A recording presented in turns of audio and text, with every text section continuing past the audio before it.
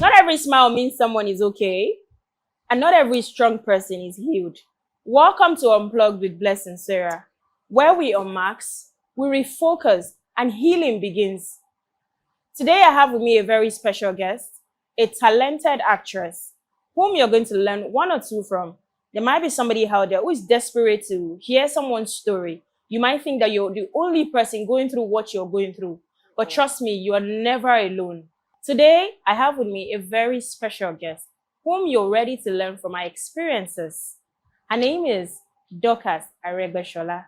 Join me as I welcome her into the very show. Hi, Doasah. Hi, Blessing. Thank you for joining us on the show. Thank you for having me on the show. Okay, could you please introduce yourself? You have the floor. Tell us. Okay, so I'm Doasah Aregbeshola. I'm a professional nurse and a gospel actress. A gospel actress. I didn't know about the nurse aspect though. So how does that balance? Being a nurse and a professional actress. How is that? Are you saying you studied nursing, you're a medical student in school? So how did the acting career came on board? Yes, that's why I put that professional nurse. Yes. Okay. You know, we are in Nigeria. If you say you are a nurse, you can be anything. You can be... Yeah. So I'm a professional nurse. I studied nursing in school. Wow. Yes. So yeah, nursing is a calling. Yeah, that's what we say. Nursing is a calling. So it's just like my calling as well, my service to humanity, to Nigeria. Okay. Yes. Why me being an actress is like my service to God, also to humanity. But then it's just like a divine calling that's been placed on me. Let me just put it. Okay. Would you say the acting thing or the nursing thing? Which would you say is actually your purpose or your assignment on this platform? Both. Both of them? Yeah, both. Oh, wow. So it's possible to have like multiple things that God has asked you to come and do? Exactly. Excellent. Exactly. So the nursing is like my skill. Okay. Why acting is my talent. So which of them pays your bills? It's not for now. For now, I'm not saying. Okay, yeah. For now, not. For now, I'm not saying. Okay, Yes. So how long have you been in the acting sector? Okay, so it started from when I was in school. Okay. I joined the drama department in my church. Then we go to different churches to minister and all. So I can say since 2019. Oh, that's a long time. Yes. But then on screen.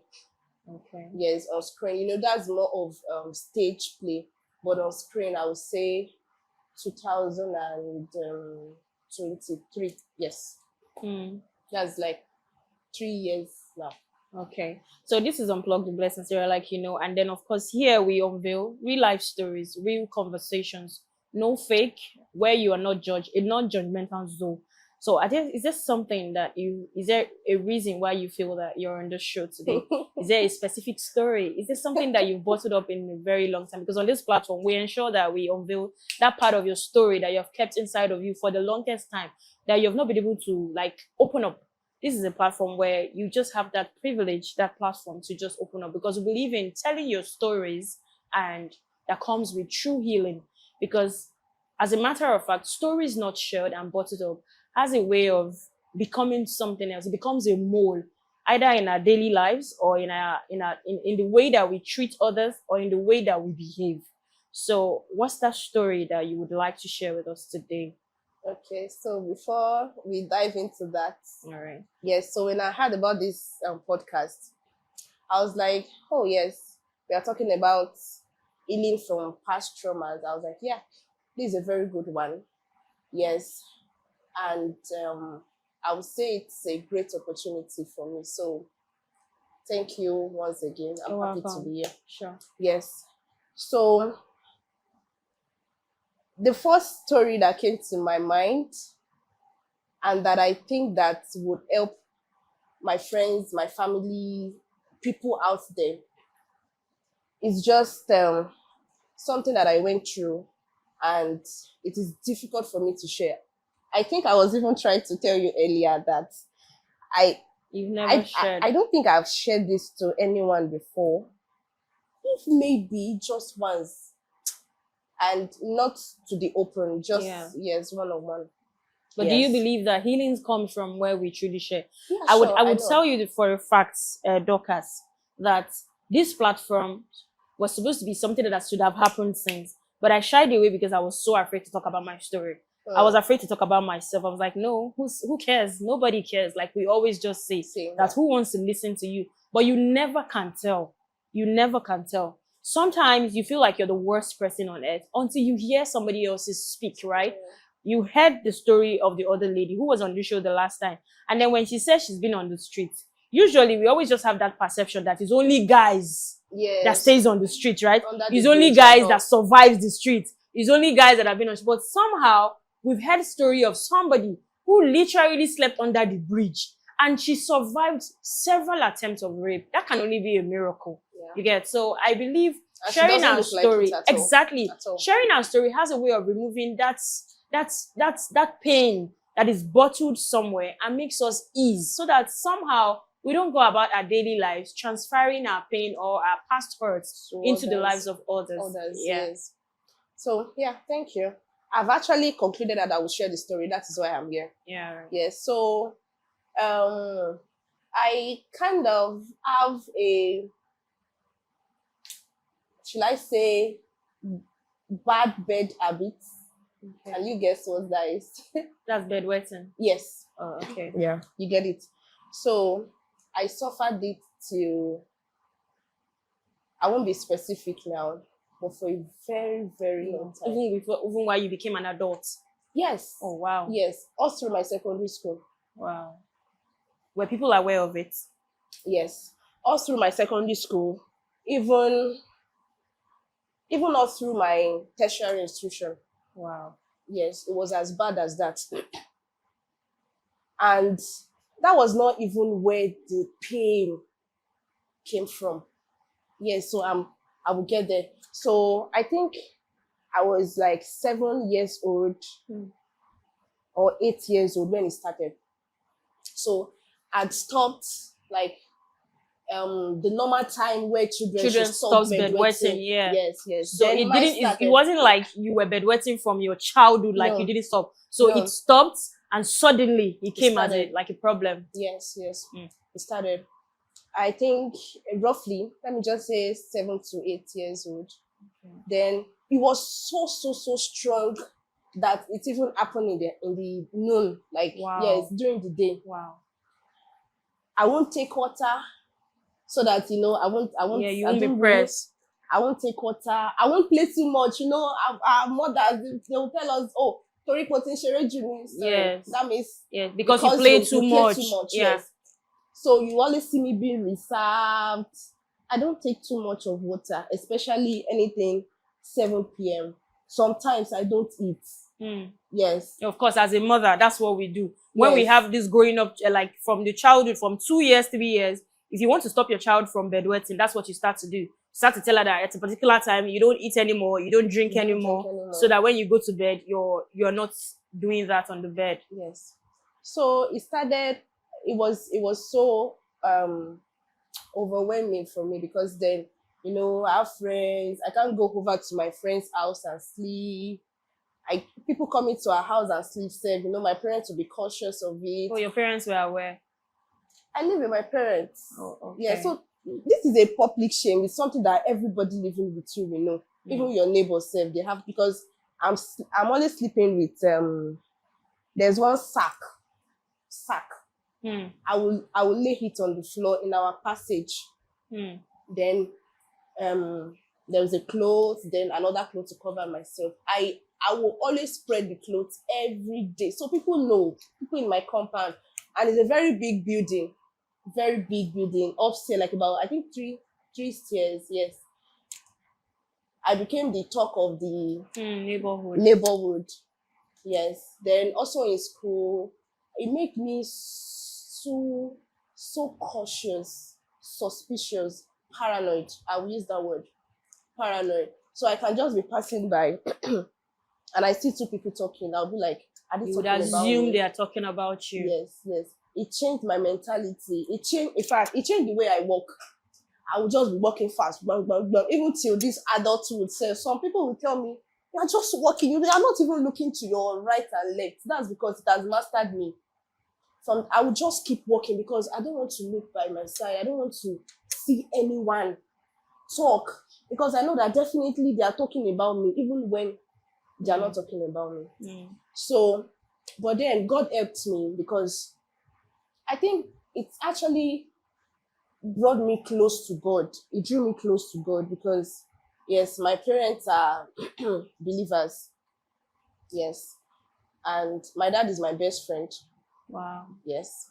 So daddy will always, counsel me, will always tell me, oh, he loves me despite Everything. everything. Wow. And I remember he will always, anytime I'm crying, he will say, see, a day will come that you will forget that this ever happened. I said, it's not possible.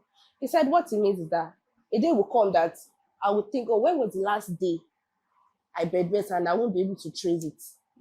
Yeah, so it was really, really, really there for me. But it got to a time that I no longer believe him because I feel like it's just trying to tell me all those things so that I won't feel sad.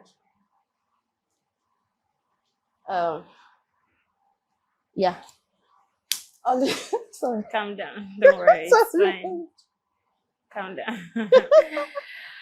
You can share the emotions, yeah.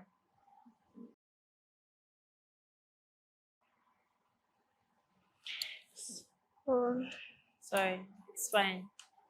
Yes. So sorry about that. No, it's okay. You don't have to be sorry. Now, I have a question for you, Dorcas. So we understood what you've gone through, even without saying depths. I can imagine the shame, the pain that you had to go through. And I'm happy that you had parents who were supportive. My first question will be, what if your parents were not supportive? What would have been the story like? Have you ever sat down and imagined, what if I didn't have my parents? Or what if they weren't supportive? What would have happened to you? I'm trying to imagine, okay? So as I said, my parents were supportive, but I got that more from my dad. Okay. My mom is this very tough woman. She let me use the word was because right now we are friends, we are close. But then I even doubted if she's the one that gave birth to me. Oh, wow. Yes, because she always tell me, she always use some harsh words on me. Definitely she's not happy seeing me that way. But we have different ways of correcting mistakes, even if it is my mistake. Because as at then I blame myself for everything. I blamed myself for bedwetting. Even if I'm not taking water, I'll blame myself that, oh, why is she? Because I watch my brothers, they are not bedwetting. So why is it me? Why is it that I'm not making my mom happy? I'm not making my dad happy. The neighborhood, they will always look at them like, see their daughter and their only daughter. Yes, but thank God. I think what would have happened is that it would be so tough on me. Two things helped me. First, I moved close to God that time. Okay. Every night, I always read my psalm. I think it was, I was always reading Psalm, is it 5 or 6? I think 6. Psalm 6, I think verse 6 as well, where the psalmist was saying something like, every night I wet my bed with crying. Yes. So I always read it every night. So it sounds like a consolation for me. I cry every night. Every night I want to sleep, I cry. So anytime I read that, I'll be like, it's not only me, at least. The person that wrote this psalm, I don't know what he was even going through. But for him to cry every night, that means maybe it happens. Yes, so I always read that. So two things that really helped me. God, I was studying the scriptures and all. Then the second thing, my parents, more from my dad. So if we remove the parent factor, if they were not supportive, I think the Bible stuff that I was reading really helped me out. Oh, okay, that's fine. So now, during this course of all these challenges, I understand the God factor, and we're grateful to God for all the miracles and all that. Did your parents went as far as going through like doctors, like going through the medical way to find out if this was a medical condition? They were not really medically inclined. So My they never parents, went. not to a doctor, but then we will go to pastors. Are you for real? Yes, now. But I think these are medical conditions. There are cases where these things happen, and then you could go to the hospital and diagnose and find out what's the cause for that. It could be like a dysfunction medically. So you mean your parents never went? Not to a doctor. And you yourself? I can't, or they might, and I don't know. Okay, but when you grow up as an adult, because you said even in your tertiary institution, what that means that you were now an adult. Did you at some point felt, oh, let me leave this pastor thing, let me leave this church thing, let me go and look for a solution, knowing that you were a nurse? Exactly. It's true, exactly. But you know what? There are steps to healing. Yeah. And I think the first thing is self-awareness. Exactly. You knowing that, I have this problem, I have this challenge. Yes, I passed, I ticked that box. Okay. Yes, I know that, oh, this thing is happening and it's not right. And it got to a stage that I actually told myself that it is no more my fault. Before I said, I'm always blaming, I hate me. I hate me. If you tell me you are beautiful, how will I be beautiful and I'm bedwetting? You are gorgeous, and I'm this, to God be the glory, I do good in anything I do. Put your hands into. Yes. But that was just like a defect that made you not to see anything good. I put all my energy in anything I do because I don't even want to think about it. You understand? So, where you're running away from a reality. So you were using all that stuff as a distraction. Exactly. So then people will be like, oh, you are good, you are exceptional. I'm bedwetting. That's the only thing. That's my only prayer point. In church, pray that you have money. Pray that you, oh God, have mercy. It's like a default prayer, a default system for me. Then I forgot your question. I think you asked me a question now. Yeah, that's what you're answering. Go ahead. I can't remember. Okay, so I was saying about your parents, which you already answered, and I asked about the medical aspect. Thank you. Knowing that you became an adult and then you were studying nursing, right? That was like a medical stuff. Did you at some point realize that this could be like a medical condition? Why don't I, like, God's factor is very important in everything. But did you at some point felt like, oh, let me go to the hospital, let me go and diagnose what could be the cause of me bedwetting as an adult? Yeah, thank you. So, okay, that was what took me to saying like that steps to healing. The first one is self-awareness, which God helped me with that. Then the second one is you seeking help. I couldn't. Wow. Yes, I couldn't. What was the reason for that? Thank you. So definitely, it's not something you want people to know about you. Okay. Because I was you were ashamed of your condition. I am now an adult. In my school, in my primary school and secondary school, I have school daughters, I have school sons. You know all those secondary school things. Yeah. I have school sons, I don't want anybody to know this about me. They already see that I am doing well. I don't want to bring this into it. But this is where the pain came from. There was one pastor that I met. The pastor came to my church for a program. Even my own pastor, I did not tell him. And I'm very close to my pastor, but I couldn't tell him. Anything happening in my life, I prefer to tell my dad about it. It's my confidence. I tell him everything. But I can't just tell any other person about me. Even if I'm feeling pain, I'll be like, nobody cares. I won't tell them. But then this pastor came. It's like my pastor's friend. He came for a ministration. Then I saw healing. I saw the way he healed people and all. I was like, maybe I should just tell him. Then he also liked me because, I'm like a church baby girl, still very young. But then I was in the ushering department, doing well. So definitely I'll be close to the pastors. So then I confided in him one day. I told him, sir, this is what I'm facing. And I was just crying. Then he just told me, oh, all is well. Then he prayed for me. Then I think it was during one of our revivals, he just called me out in church. He just called me out. He said, Dockers just called me. I knelt down beside the altar.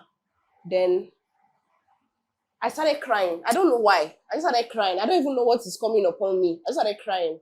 Then he said, oh, I want everybody to pray for this girl. Remember, I told you in my church, You didn't tell anybody. Nobody. Yeah. Yes, I'm active. People see that, no, this girl, at least. I don't mingle with people. I don't have friends because I'm always moody, yes. But then he said, please pray for her. She's going through a lot. You won't believe that. No. She said, okay, like I can see that. He actually said, I can see. It's not like I told him. He said, I can see that she's bedwetting. Ah, oh my God. God. I cried. I cried to the extent wait a minute. Hold on. He used it as a word of knowledge. Kind of, yes. Oh, he gave it to you more like a prophecy. Mm-hmm. In the church, yeah. A pastor, the one you call. Oh my God, I'm so sorry. Oh, wow. So, yeah. So it was like she's bedwetting and you need to see. I wasn't even looking at people, but I could see, that decorum, that I cried to the extent that somebody came to give me a kerchief. I was so wet. Now, my crying is not that I am pained that I'm bedwetting, but it's like, what is going on? Why the public shame? Yeah, I understand. I've gone through too much. Why this again? So, okay, I think I left there. I went home. I cried again, and my dad consoled me. He said, I could remember. He said there are some problems that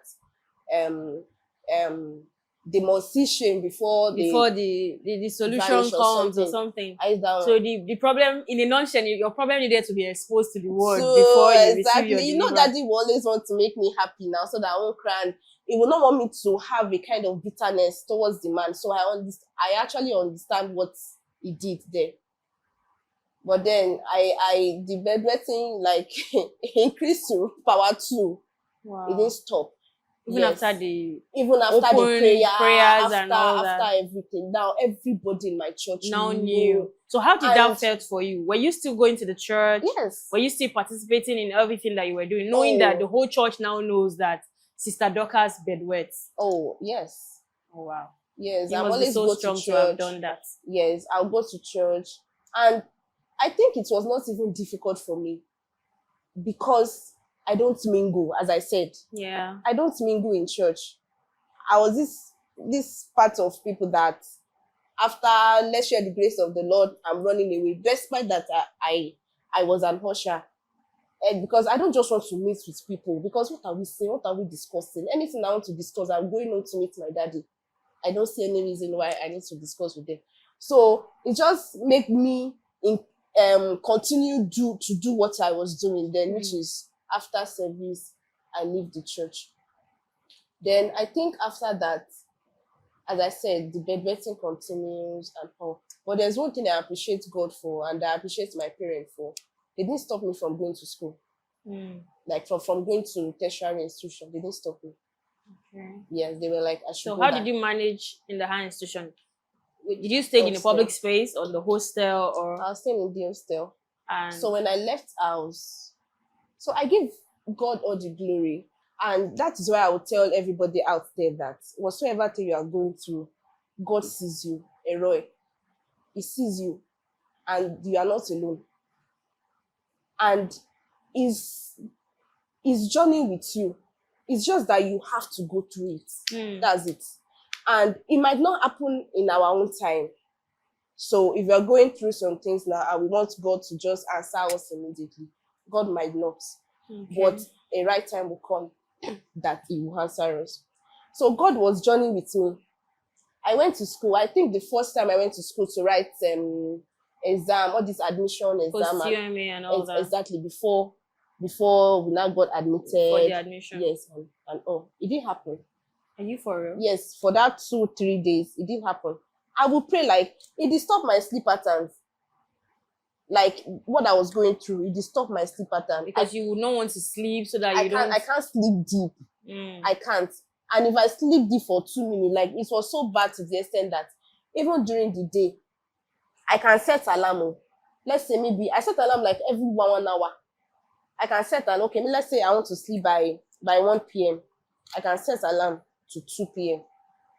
1:30, the thing will happen. Wow. It was as bad as that.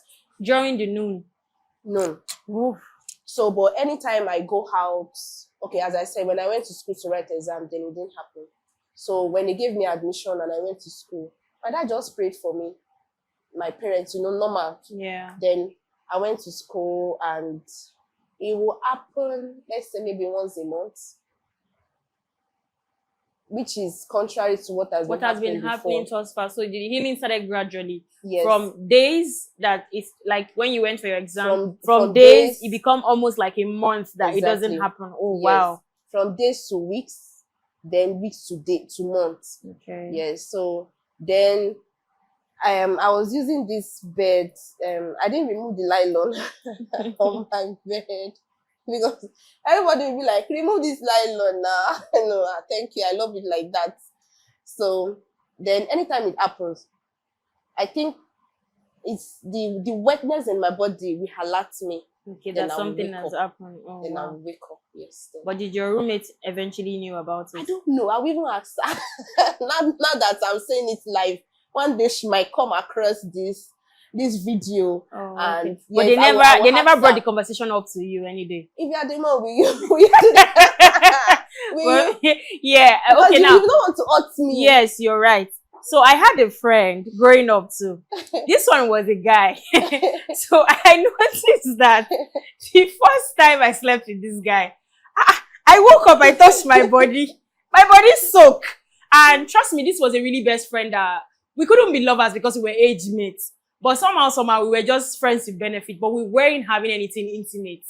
Well, I slept on the bed because circumstances was always making me have same space and sleeping in his place. So when I slept in this place, I had a problem that my mom threw me out of the house. And the only option was to sleep at his place. So, and I had another option where I went for a post-UME exams. As I was coming to Lagos, I thought to stop by in his place. So I'm not like, are they sick me? My body will be the one that is wet. And I'm like, I know peace for body now. What's going on? So, and then let me not lie you. I think that's what makes me different. That's why a lot of people do not like me, because I'm very expressive, right?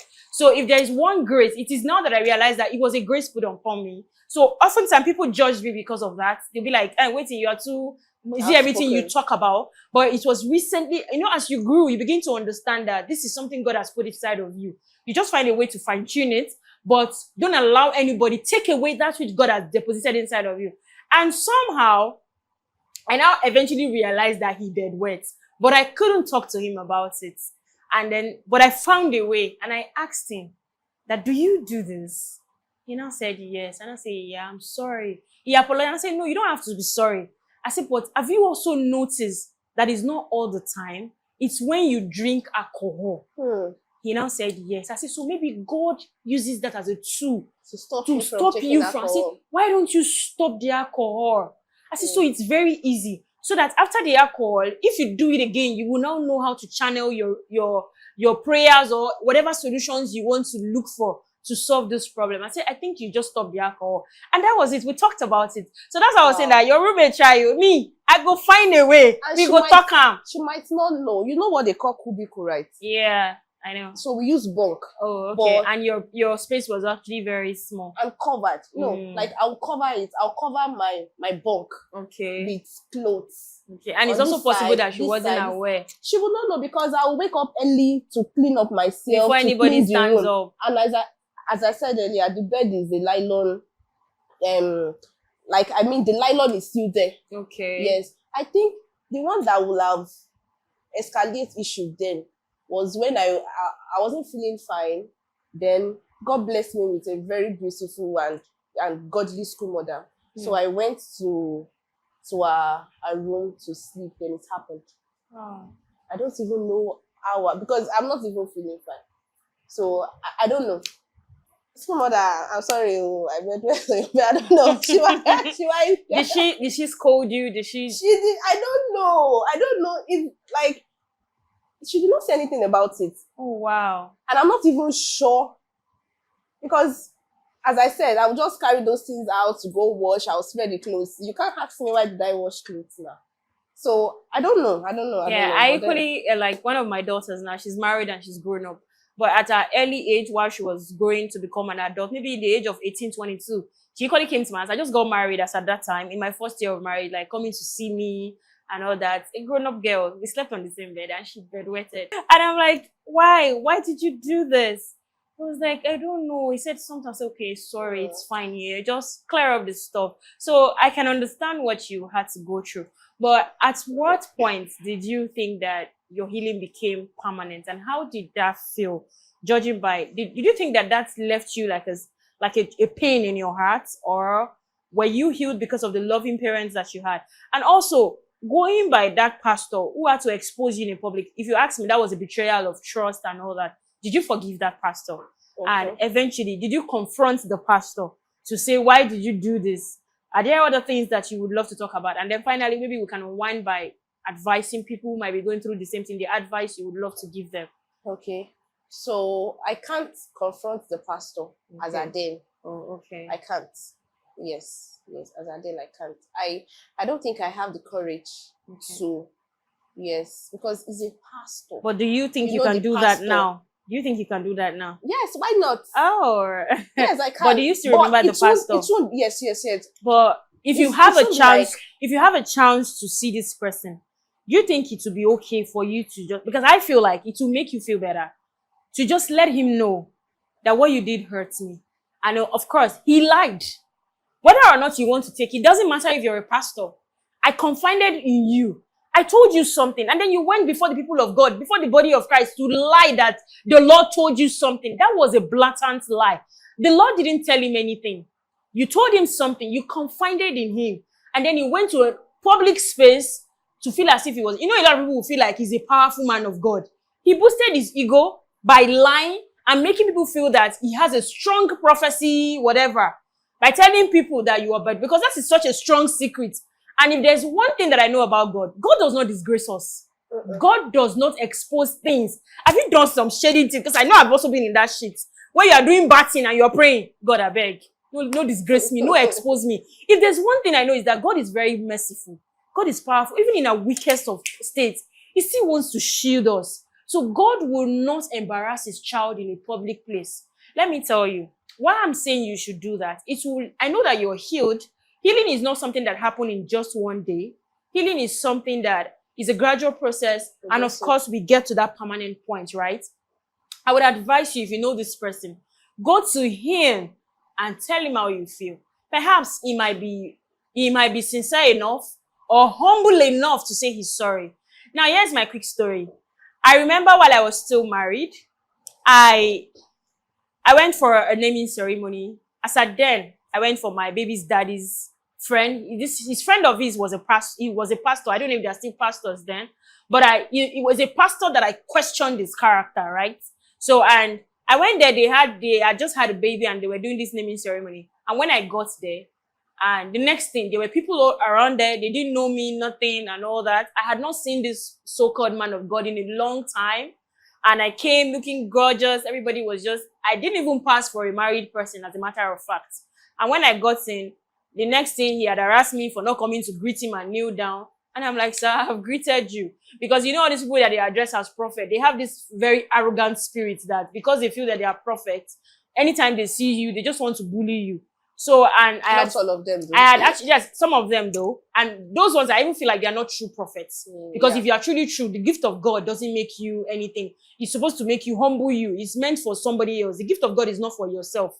The gift of God in a man's life, in a prophet's life, in a pastor's life is for others to benefit from. So, and as I walked in, after embarrassing me like that, I first sit down one place. I did not even really bother. And then the next thing, while he was praying for the child, he just said, hey, you, come here. You have been looking for a child now for several years. Come here, come here. you will drop so amount so that you can have child. Even if others are dropping 1,000 naira, you're going to drop times 3. I was so embarrassed. I was so humiliated. Like, I felt so ashamed of myself. And then he bullied me to making a transfer instantly, that I'm supposed to transfer a certain amount because others are transferring a certain amount than me. I'm supposed to transfer this amount because me, I'm looking for children, and in fact, I should look for more. My daughter is already grown. All sort of stuff. And I was so embarrassed. I was hurting. But of course, I couldn't speak to him in that presence. I couldn't disrespect him. And I humbly did that. But guess what? As soon as I got home, I told his friend that this was what happened at your friend's place, naming ceremony that I went to. He was like, no, you shouldn't have done that. As soon as I heard from him that, yes, what they did to me was wrong, that if he was there, he wouldn't let me make the transfer. ASAP, I sent a message. I said, Mr. So, I'm sorry, that money that I sent, it was sent out of duress and out of respect for all of you there. I didn't want to disrespect you. Please, first, this is my account number. Send my money back first. If I want to give money, I shouldn't give under duress or under manipulation. I should give willingly. I did that. And then secondly, I sent a lengthy text messages to that prophet. And I told him that let that be the first and the last time he will see me and embarrass me and make me feel so little in a public space like that. That I have never run to him to tell him that I needed a child. And first off, you didn't know what I have been going through in this marriage. You don't know if a child was my only problem in this marriage. You don't know if I truly have been trying. And I never came to you to say I needed a child desperately. So I sent a lengthy message to this prophet. And then I told him that with all due respect, I respected him and said, sir, whatever I did today was because I didn't want to disrespect you in public. I said, even though you have disrespected me in public, I said, you don't know what I've been going through all these years. You've not asked me how I've been faring. And you saw me in a public space. And the only thing for you to do was to bring me out in an open space and tell me to contribute a certain amount of that because I need a child. I've been looking for a child for years, that I should do this. I said, you don't do that. Nobody knew that I was even trying to conceive. Nobody even knew that I was married. I was in a place where nobody even knew me. I said, having to embarrass me like that was not necessary. And the reason I didn't retaliate was because I didn't want to disrespect him. I said, please, that should never happen again. And immediately he said he was sorry. And I felt good about myself. And the other pastor refunded my money. And I felt okay. Trust me, I shared this story on Facebook before. And I'm sharing it again because that made me feel good. And trust me, it was at that point I stopped being desperate for having a child. Because I was humiliated. And I realized that children does not come out of such platforms. It doesn't come out of such frustration or desperation. So, and I didn't need somebody to put me and make me feel like God didn't love me enough. That's why I don't have another child. So I am urging you, if you ever have a reason or a platform to be with this same person, it's okay that you speak your truths. It's okay that you tell him that, sir, what you did that day was wrong. You disgraced me, you embarrassed me. And I don't think it's difficult to let go. But though I forgive you because I'm a child, but I think you should, now that you're courageous and bold enough, tell him your truths. Okay. Because he lied. He lied by saying, so it was a prophecy. Let me come in. You said something earlier. You said, God said. He did not say God said. Yes. But you just saying, I can see. Yes, that's word of knowledge now. I see. That's prophecy. I just want to. Yeah, of course, I understand. That God said. Yes, I just want to. Yes. Because I'm very sure it will also come across this video one day. Yeah. Yeah. So the thing is that meeting him now, if I would even bring up this conversation, it won't be like in a confrontational manner. Yeah. It will just be us discussing, because I now understand better that I think he must have grown past that. Yeah.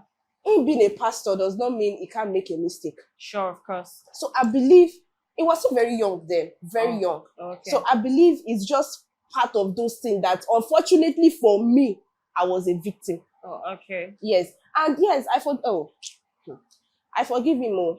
Yeah. Because I have this understanding now. So I forgive him. But did you forgive him instantly, but it was after a while? So the thing is that I think after speaking with my dad, that's why, you see, parents needs to be very, very careful of what they tell their children. Okay. My dad didn't paint it in that way. Like, my dad didn't paint it in a way of, he shouldn't have said that, he shouldn't have done this. It made you feel like he did the right thing. No. Okay. It just felt like, though he wouldn't even want that to happen. Because, yes, no father would want something like that to happen. Yes. But it just feel like, see, baby girl, the deed is already done. Move on. You understand? Move on.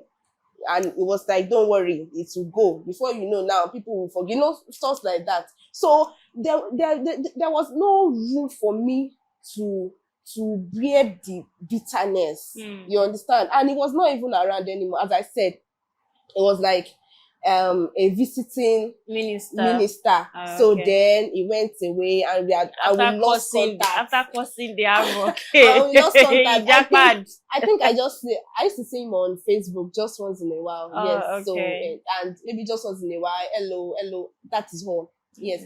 So how I healed from these two incidents is just, honestly, the bedwetting stuff.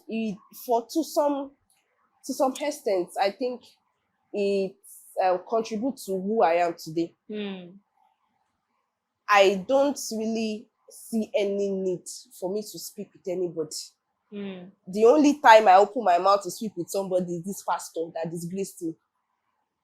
Are you serious? Yes, I don't tell people. I don't tell people that I'm bedwetting as at then. Yeah. So the only person I can tell is that pastor that I can confide. In fact, I even told him because he's not around. Yeah. Because I know he will be going soon. Yes. And I said, sir, I did not tell my pastor, which is my own house pastor. So I'm like, he will not even tell this my pastor. I know that we'll be going away. So I think that's one of the reasons why, and because I was so desperate to get healed, to get delivered from whatsoever stuff. Yes. So it just kind of make me who I am, contribute to who I am today. Okay. It make me more reserved. When I mean reserved, not in a bad way. Okay. You won't see me jumping around. Yeah. No. Because that is what bedwetting did to me. I won't go to people's house and be sleeping. No. So it's kind of make me a bit reserved, more conscious. But are you comfortable that you're reserved or something? Or you are there times you felt you were like a different person? Not really. Okay, so you mean you're comfortable? Not really. And are you fully whole from all the past traumas and all that? To some extent, yes. Okay. It's just the incident of this pastor that made me so... I lost trust in anyone. Oh wow. There was a time my dad would be like... You see why I said... So now, I'm glad you're beginning to resonate with what I said, right? That's why I said, have conversation. Like I said, you don't have to be disrespectful. And you don't have to do... He did his own in the public space. You don't have to do it in the public space. Yeah. But I'm very much sure that if you have that conversation with him, and then he apologizes to you, you are going to feel better. Really? I'm telling you. Because I don't think he's hurting me anymore. Yes, because but I told myself that, okay, what happened? It made me lost trust in any man of God. And like when I mean any man of God, if a man of God called me now and tell me, no, then let me use them because now I'm past it, and tell me, oh, this is what you are going through, this is what God tell me about you, I'll be like, because I just locked my mind. And not just only to pastors now, to anything close to the altar. Now, see me now, I'm a gospel actress. So that means God I've gone through that healing process. I have to tell myself that the mistake is from him, not me. Exactly. And for the fact that he did that does not mean another person with a hand. That's what I was about saying. Yes, that another person will do. So I started opening up. Okay. Now I have friends. Okay. Even my friends, I'm very sure you guys will be surprised that I hear this from me. I have friends now. I now share things with my friend. I'd be like, oh, I think I'm going through stuff like that. Because it got to a time, my dad was like, don't tell me. If you want to tell me anything, tell God first. Because this is my only friend. You almost blocked his ear with stories. Oh my God. But I'm happy for you. Some other persons would have been more frustrated. At least your dad was your safe space. Yeah. And it's okay because he was your dad. Imagine if he were to be like a total stranger. So he made your stories safe with him. Yes. Daddy, if you're watching this, we love you. Thank you for being a safe space for Doasah. Thank you. So now, to somebody that is out there, I know these are cases, but my advice would be that if you notice that you're going through bedwets, don't do like Doasah. Yes, it's shameful, but trust me, you're not the only one going through that. Speak out. And first, you don't even need to speak an individual. To the right person. Speak to the right person, which are medical practitioners. Go and find out why you're bedwetting at your age. They will tell you what the problem is. If you've tried every medical condition and the thing detailed medical condition, then you can now resort to be looking for a miracle or to be looking for divine help. But first, you must look for you must look for solutions that has to do with medical tests and all that. Go and find out what your problem is. Don't be like Doasah, who was shy and just relied. But we're grateful to God because the miracle came and she became healed. So what's that advice that you have? Me, I've just advised them they should not do like Doasah. So what's your own advice? The then Dockers. The then. Okay. Yeah. So, but it can be like the now Dockers that's sharing a story. Yeah, Okay, definitely. Because you share it. It takes a lot of healing to make you want to share this healing kind of and stuff. courage. Exactly. You asked me earlier, did I tell you? And you said I was the first person. Well, I'm blushing. Thank you for sharing and thank you for trusting us. You're welcome. You're welcome. So what I would tell people is that either bedwetting or any other case, or maybe disappointment, because you're not the only one. Yeah, for me, it was more of a disappointment. I wouldn't tell anybody. And the only person I told did me dirty. So what I would just tell you is that you are not alone. Trust me. One, God sees you. You must have been hearing Eroi, the God that sees. He sees you so much and he won't just leave you. And apart from that, my dad was there for me. Even if your parents are not there for you, there is someone. Yeah, God doesn't leave us comfortless. No, God doesn't leave us comfortless. You know, I left out this part. Let me just quickly run through it. Sure. You know, I was saying it earlier that there was a time that I felt like my dad, I couldn't just believe my dad anymore. So anytime I bedrest and I'm crying and daddy say everything is okay, I'll be like, nothing is okay. I just want to go. I just want to, I was tired. And I did not believe him because I feel like I'm getting reassurance just from him. I feel like he's just telling me because I am his daughter. And do you know what happened then? God already sees. That's why I say God sees you. God saw my heart. He knows that for that time, daddy's trick is not working on me. I call it trick. Then, you understand? It's not working on me. So God, okay, after this pastor did what he did and all, there is this one man that God used for me. I'm going to be mentioning his name. Brother Mayowa. We call him Brother Mayowa. God used him for me. He would just keep, like, I don't know, but it's just that God just carried my matter. And place it in his heart. And place it in his heart. The gift of men. Yes, it will call me. After service, during service, he will meet me. Doctors, don't go anywhere after service, so, because he knows I'm running. I will have to wait. He might be having some meetings. He will tell me, greet so person. Greet so person. He just want me to interact with people. Then he will now call me. You are not fine. What is happening? He will not want to say it like he has already heard that I'm bedwetting. He will just tell me something. I will not say anything. Then there was a day he now shared his own story, just like the way I'm doing now. He shared his own story. He had gone through something that is even more, how should I put it? Like more difficult.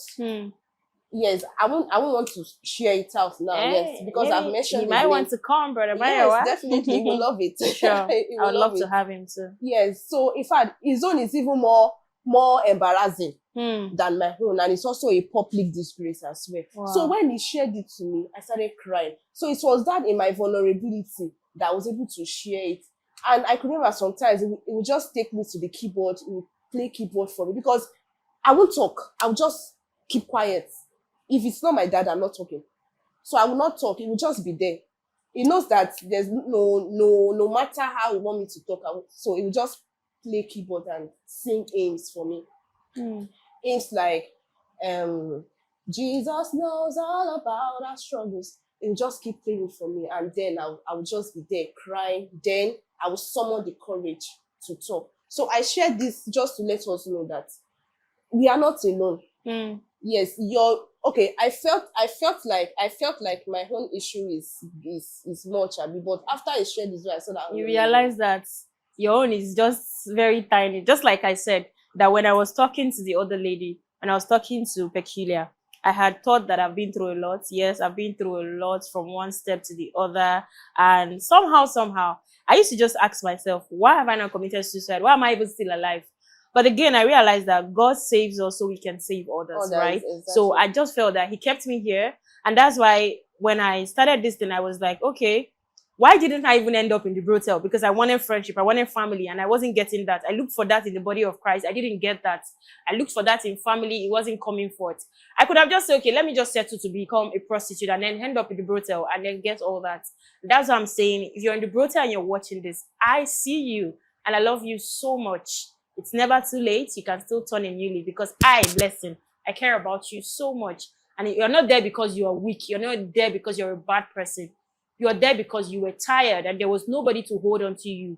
And we are here to hold your hands and let you know that it's never too late for you to just turn a new leaf. So I can understand what that means. When I heard that story, like, oh, I used to think that I had the worst story of all. My mom didn't care, my parents didn't care. I grew up with a grandmother, and when she passed, I didn't have any other person.